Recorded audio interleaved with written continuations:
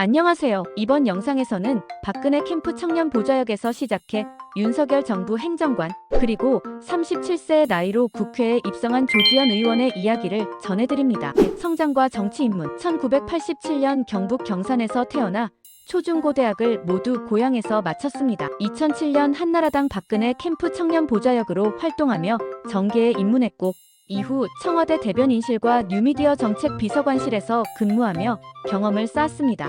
부대변인과 정치활동. 2019년 자유한국당, 2020년 미래통합당 부대변인으로 활동했습니다. 당시 조국 전 장관을 비판하며 내놓은 조로남불이라는 표현이 화제가 되면서 청년 정치인의 이름을 알리게 됐습니다. 3. 첫 총선 도전과 좌절. 2020년 제21대 총선에서 경산시 공천 경선에 도전했으나 근소한 차이로 낙선했습니다. 하지만 이 경험은 이후 재도전의 발판이 되었습니다. 4. 윤석열 정부와 친윤 핵심. 2022년 윤석열 대통령 당선인 비서실 메시지 팀장을 맡아 정책 메시지를 총괄했고, 윤석열 정부 출범 후 대통령실 행정관으로 기용되었습니다. 친윤 원년 멤버로 불리며 정치적 위상을 다졌습니다. 5. 국회의원 당선과 이변. 2024년 총선에서 경산시 후보로 단수 공천을 받아 출마했습니다. 무소속 최경환 전 경제부총리와 맞붙어 불과 1.16%포인트 차이로 승리하는 이변을 일으켰습니다. 이는 젊은 후보의 발로 뛰는 선거운동과 당 조직의 지원,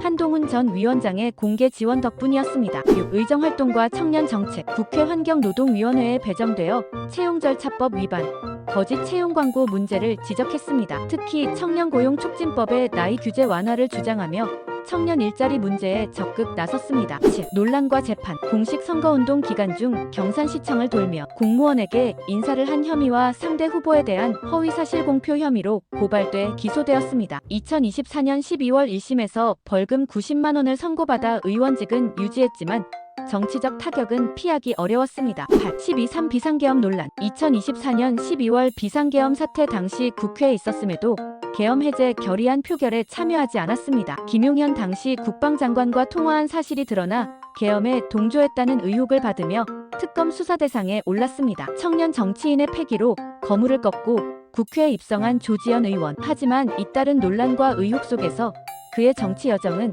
아직 시험대 위에 있습니다. 여러분은 조지현 의원의 행보를 어떻게 평가하시나요? 댓글로 의견을 자유롭게 남겨주세요. 구독과 좋아요는 넥스트온 인물에 큰 힘이 됩니다.